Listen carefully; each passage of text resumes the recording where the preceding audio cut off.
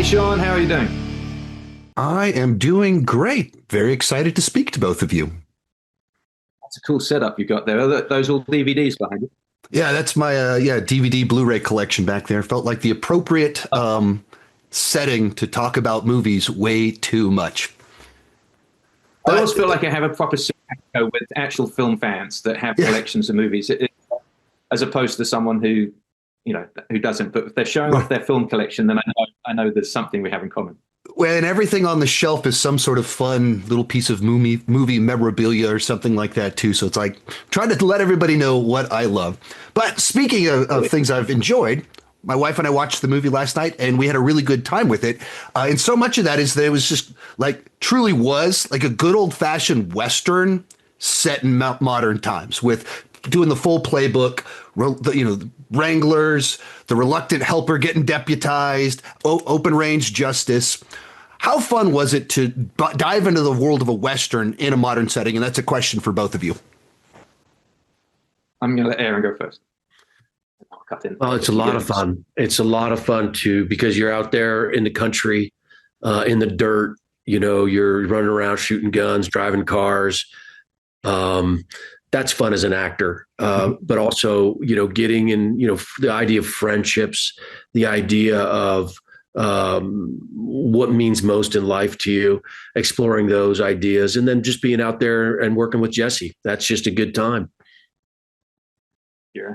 I love it. I absolutely love Westerns. I love making this movie. I love horses. I love cows, livestock. I love the trucks the trailers that go with it.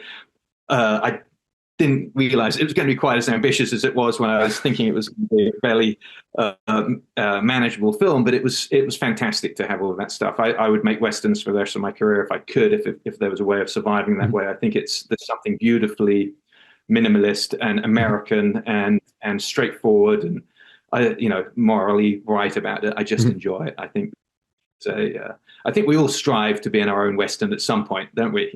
It's a if it were just that simple, if life were just that simple. Black and white. It's an iconic American brand, and it's going away.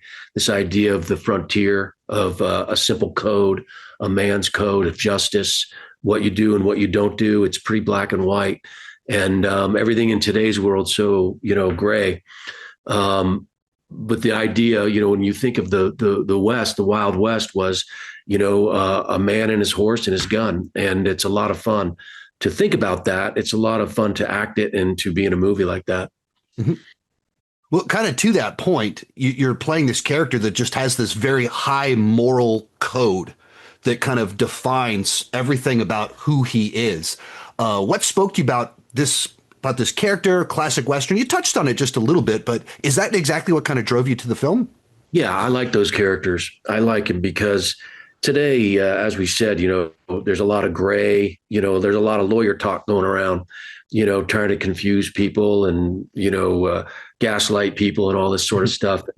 And that's not what the frontier is about. The frontier is about what the weather is today and how are my cattle doing? And, what am I going to eat tonight? You know what I mean? There's a lot, it's just simpler. And I like that. I also like the idea that there's a right and wrong. It's not ambivalent. That and you should know what's right and wrong. And if you're not doing right and you're doing wrong, you know it.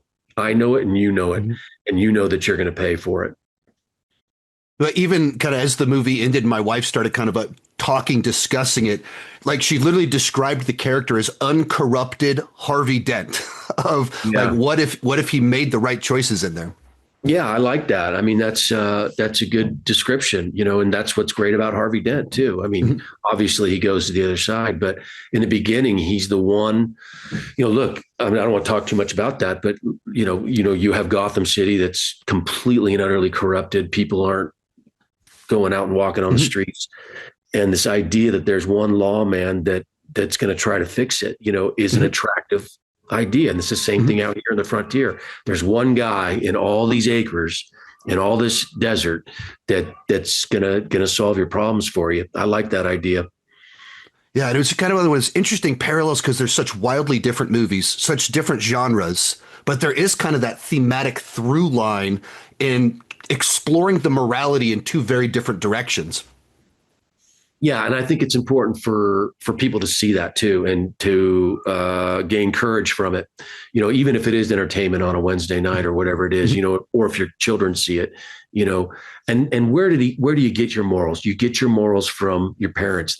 They get it from their parents, et cetera, et cetera. So there's a lineage there. There's a genealogy, and there's a history in the family of making the right decisions. Mm-hmm. Back to you, Jesse. I grew up watching these kind of throwback action movies, Clint Eastwood, Westerns. And it feels like in a lot of ways, big studios, Hollywood has kind of moved away from this genre, but you're kind of one of the people keeping this genre alive.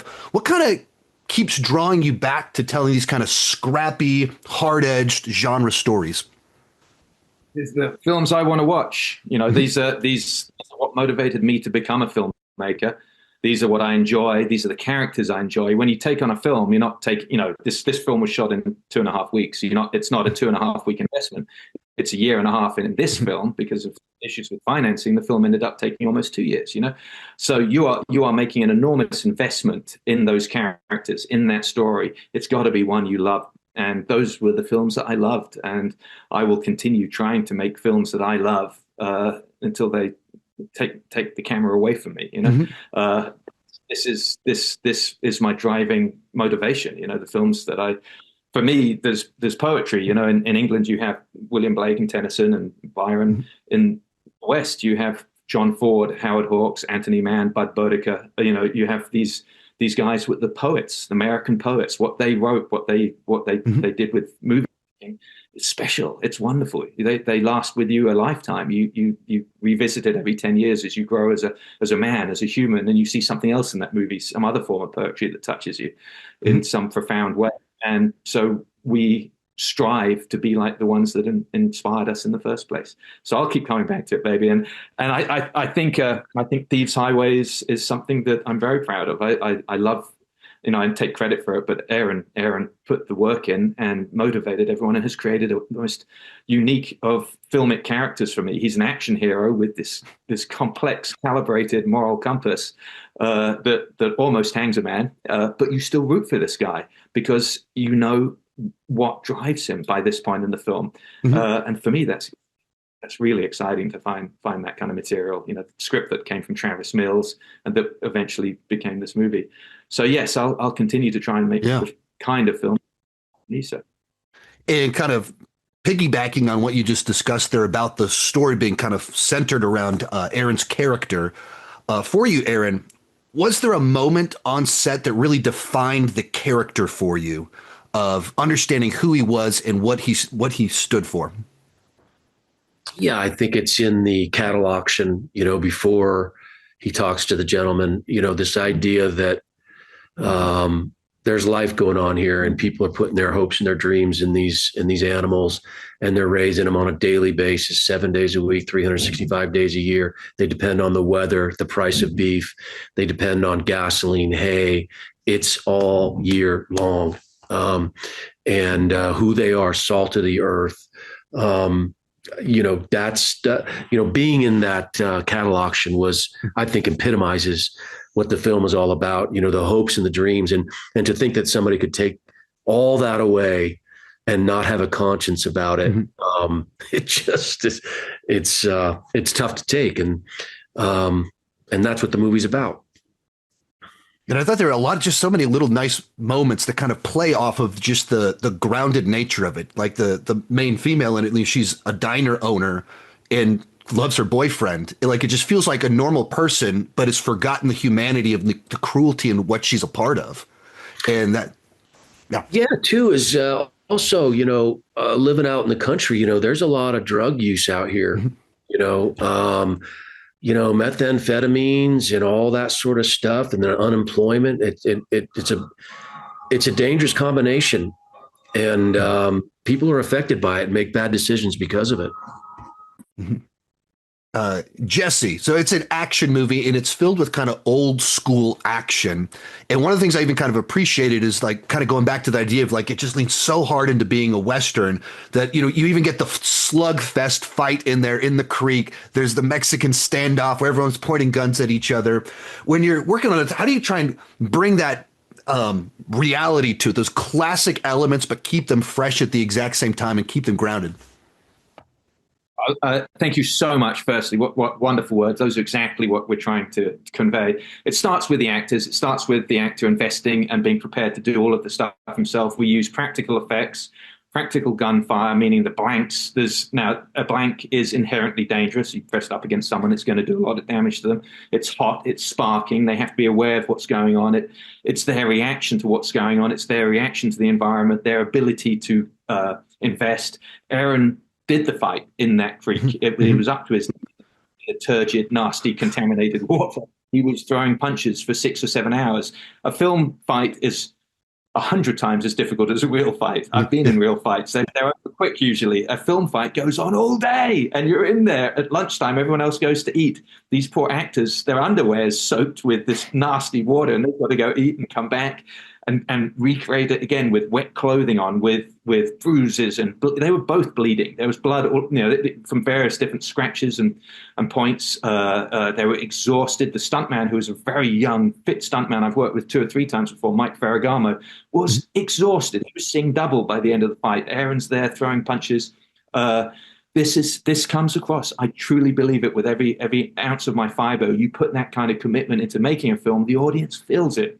You fake it, you put stunt doubles in there, you go in a motion capture stage, they feel the artificiality of that. They may go along with it because they're used to that, and they're told that's how movies should be. But you see something old school, you see it where the actors are invested with bruising and blood and sweat and tears. You feel it, you take it away. I truly believe that. I'll go to my grave believing that. And that's, this is not saying I put anyone in jeopardy in real life. We rehearse and we're safe, and I have some of the best choreographers and stunt coordinators in the business. But we do something that shows our commitment to the story, and the audience has to take that away. I believe it, So maybe that's what it is. I hope so. And it's also working with someone like Aaron. One quick question for you, Aaron. Have to go ask one more quick question about The Dark Knight, because it's one of my absolute favorite movies that stood the test of time. Your character is the emotional heart of that movie. Looking back, what is it like to make a movie that meant so much to so many people across decades, for a character that shaped, our love for a lot of nerddom stuff? It's interesting. It really was a profound movie in so many ways. You had, for me, it's all about Heath's performance, in that, and going all the way with an actor who had a vision for a character and just went to the wall. I love that. I admired that so much. And, Jack Nicholson's one of our greatest actors. There's just no about it. No, I mean, 5 Easy Pieces all the way down to Cuckoo's Nest and blah, blah, blah. I mean, this guy's amazing. And to take on the Joker after him and then walk after that, these are great actors, and they have a unique vision of life. I'm proud to be in that movie. The first time I read that script, somebody drove up to my house and waited in the driveway while I read it. so I didn't post it anywhere. And it read like a novel. It really did. It was just an honor to be in the movie and to work with Gary and Chris and everybody. I'm happy to be in it. I'm sort of removed from it now, but I'm glad that everybody enjoys it. And one final question to both of you. Why are action fans, Western fans, going to love Thieves Highway? I think it's a original spin on a common enough story, and I think we've given a fresh lease of life, and I just hope they dig it and get into it. And it's also highlighting a very, very real problem, and I think that's something unique in the action genre. So hopefully they'll watch this, they'll take something away about what's actually going on out there, and be entertained in the old-fashioned way too. Everyone committed, everyone put on a show on this one. They all invested, all of the All right. Thank you guys so much for your time. Truly, this is the type of movie that like I grew up on, so that we're still getting them. I thoroughly appreciate it. And then even as we talked about kind of the morality of just kind of good old fashioned traditional values in a movie, it's refreshing to have someone that is just a good person trying to do the right thing by the people they love. So thank you so much for this film. And then, as I mentioned before, The Dark Knight is, one of those formative movies for me. So Thank you very much for those words. That's great to hear.